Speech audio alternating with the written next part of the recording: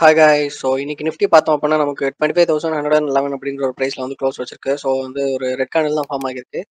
Red candle form ஆகியிருந்தாலுமே நமக்கு இந்த நம்மளோட சப்போர்ட் லெவலான இந்த 25,186 அப்படின்ற ஒரு சப்போர்ட் லெவலை வந்து நமக்கு டச் பண்ணிட்டு தான் இருக்கு இன்னுமே கேண்டில்ஸ் எல்லாமே. ஸோ ஸோ நம்ம வந்து வெயிட் பண்ணலாம். ஸோ இன்னைக்கு மண்டே டியூஸ்டே அண்ட் வெனஸ்டே நினைக்கிறேன். Sorry, Thursday. Monday, Tuesday, Wednesday, Thursday ஒரு 4 கேண்டில்ஸ் வந்து நமக்கு ஃபார்ம் ஆகியிருக்கு. ஸோ நமக்கு ஓவராலாக ரெசிஸ்டன்ஸ் லெவல், ஸோ இங்கே இருக்கிறப்ப நமக்கு கரண்ட் சப்போர்ட் வந்து இந்த 25,186. ஸோ இப்போ நமக்கு ஒரு கேண்டில் வந்து நமக்கு செப்பரேட்டாக ஃபார்ம் ஆகியிருக்கு மண்டே. ஸோ அதனால நமக்கு இப்போ இந்த 25,186 அப்படின்ற ஒரு ப்ரைஸ் வந்து நமக்கு இப்போ ரெசிஸ்டன்ஸ் லெவலாக ஆக்ட் ஆகிட்டு இருக்கும். ஓகேவா? ஸோ அப்கமிங் டேஸில் நமக்கு ஒரு சப்போர்ட் ரெசிஸ்டன்ஸ் லெவல் பார்த்தோம் அப்படின்னா இந்த 24,786 டு இந்த 25,186. ஓகேவா? 25,186.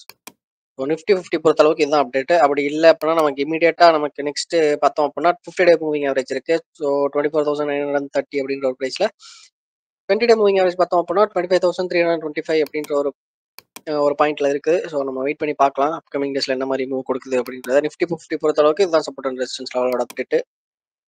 ஸோ நம்ம நெக்ஸ்ட் கோல்டு பார்ப்போம். கோல்டுல நமக்கு பெரிய லெவலில் எதுவும் அப்டேட் இல்லை. ஸோ ப்ரீவியஸ் வீடியோஸில் டிஸ்கஸ் பண்ண மாதிரி தான் நமக்கு 2 மூவிங் ஆவரேஜஸ் இருக்கு. ஸோ சப்போர்ட் லெவலாக நல்லாவே ஆக்ட் ஆகிட்டு இருக்கு. ஸோ நம்ம வெயிட் பண்ணி பார்க்கலாம். ஸோ இப்போ கரண்ட்டாக நம்ம அனலிசிஸ் பண்ணிட்டு இருக்க, நம்ம வீடியோ எடுத்துட்டு இருக்க டயத்தில் பார்த்தோம் அப்படின்னா $3,336 கிட்ட நமக்கு வந்து இருக்குது.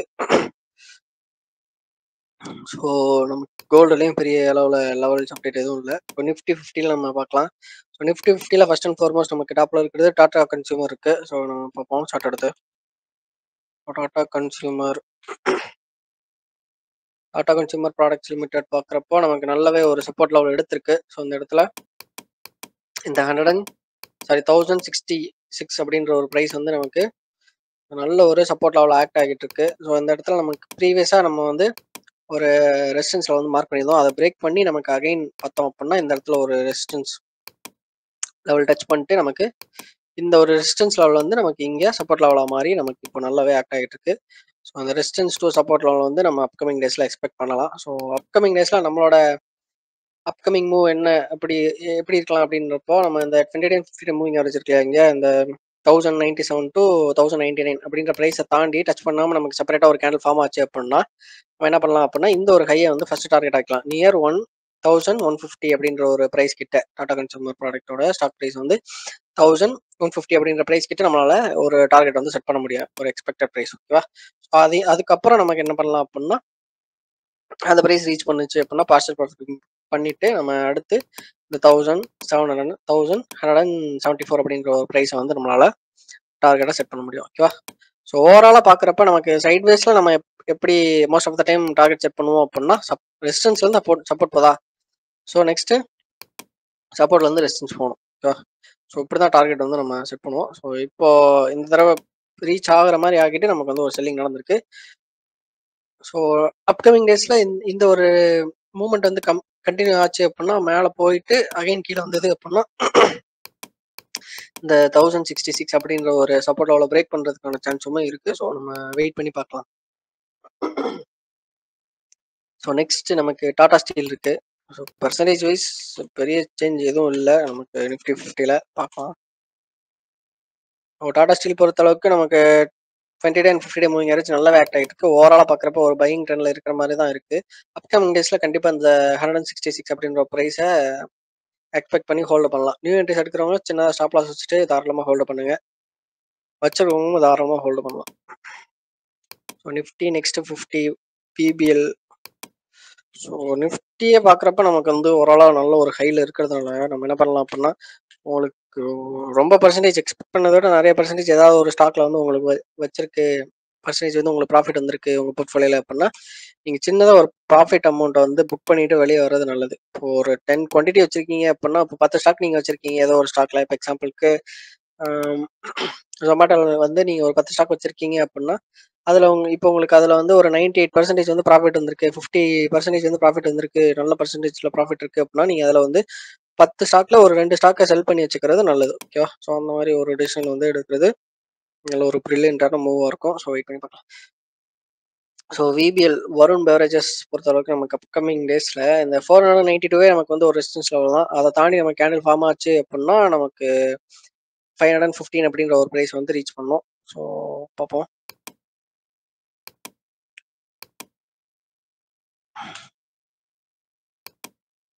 ஸோ நமக்கு ஓவரால் பார்க்குறப்ப நல்லாவே ஒரு ஸ்ட்ராங் பையிங் இண்டிகேஷன் தான் இருக்குது. ஏன்னா கண்டினியூஸாக நம்மளால கிரீன் கேண்டில் வந்து பார்க்க முடியுது நல்ல ஒரு லாங் பாடியில்.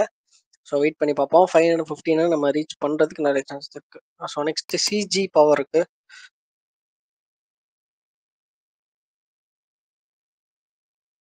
சிஜி பவர் பொறுத்த அளவுக்கு நம்மளோட ரெசிஸ்டன்ஸ் லெவல் தான் இந்த 693 அப்படின்ற ஒரு ரெசிஸ்டன்ஸ் லெவல் இருக்கு. ஸோ அதை எக்ஸாக்டாக நமக்கு வந்து நல்லாவே இன்னைக்கு ரெஸ்பெக்ட் பண்ணியிருக்கு. ஸோ ரெசிஸ்டன்ஸ் லெவல் ஸோ இந்த 693 அப்படின்ற ஒரு ப்ரைஸ். ஸோ ஓவராலாக பார்க்குறப்ப நல்ல ஒரு சைட்வேஸ் ட்ரெண்டில் இருக்குது. ஸோ இந்த ஒரு ரெசிஸ்டன்ஸ் லெவல் இருக்கு இல்லையா? ஸோ இது வந்து ஒரு ரெசிஸ்டன்ஸ் லெவல். ஸோ இது வந்து நமக்கு சப்போர்ட் லெவல். ஸோ இந்த சப்போர்ட் அண்ட் ரெசிஸ்டன்ஸ்குள்ளே நமக்கு வந்து ஒரு ரேஞ்ச் ப்ரைஸ் மூவ்மெண்ட் வந்து தெரியுது. அப்கமிங் டேஸில் கண்டிப்பாக இந்த 693 தாண்டி க்ளோஸ் வச்சுது அப்படின்னா தாராளமாக என்ட்ரி எடுக்கலாம். நல்ல ஒரு மூவ் வந்து எக்ஸ்பெக்ட் பண்ணலாம் அப்படி நடந்தது அப்படின்னா. ஏன்னா சைட்வேஸ் பிரேக் அவுட் வந்து மோஸ்ட் ஆஃப் த டைம் ஸ்ட்ராங்காக இருக்கிறதுக்கு வாய்ப்பு இருக்குது. ஸோ நம்ம வெயிட் பண்ணி பார்க்கலாம். ஸோ இன்னும் ஸ்ட்ராங்கான ஒரு பையிங் சைடு வரல. ஏன்னா நமக்கு இந்த இடத்துல ஒரு சுத்தல்ல இருக்கு. ஸோ நம்ம அதுக்கப்புறம் கன்ஃபார்ம் பண்ணலாம். ஸோ நெக்ஸ்ட் ஏபிபின்னு ஒரு ஸ்டாக் இருக்கு, பார்ப்போம்.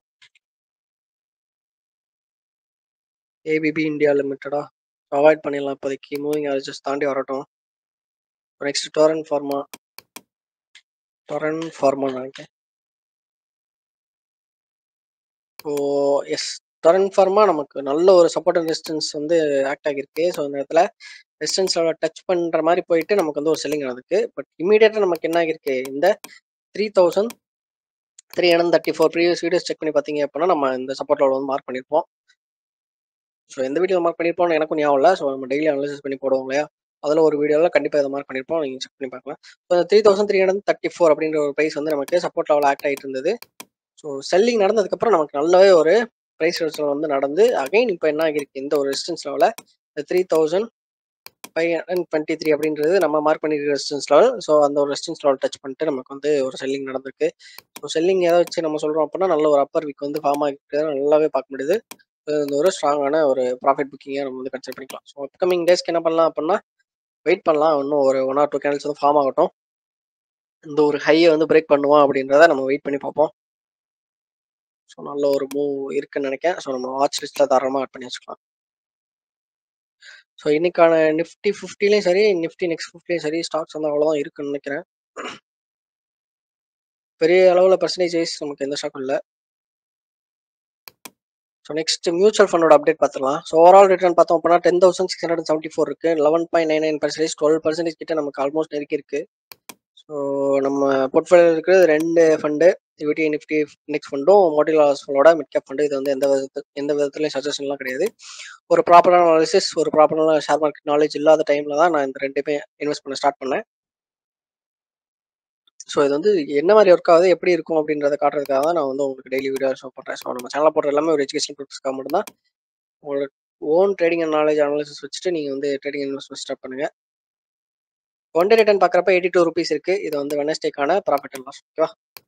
இன்னைக்கான வீடியோ அவ்வளோதான் கைஸ். உங்களுக்கு வேறு எதுவும் டவுட்ஸ் அண்ட் கொஸ்டின்ஸ் இருக்குது அப்படின்னா நீங்கள் தாராளமாக ஆப்பர்ச்சுனிட்டிஸ் யூஸ் பண்ணிட்டு கொஸ்டின் கேட்கலாம். நான் அடுத்த வீடியோஸில் கண்டிப்பாக கிளியர் பண்ண ட்ரை பண்ணுவேன்.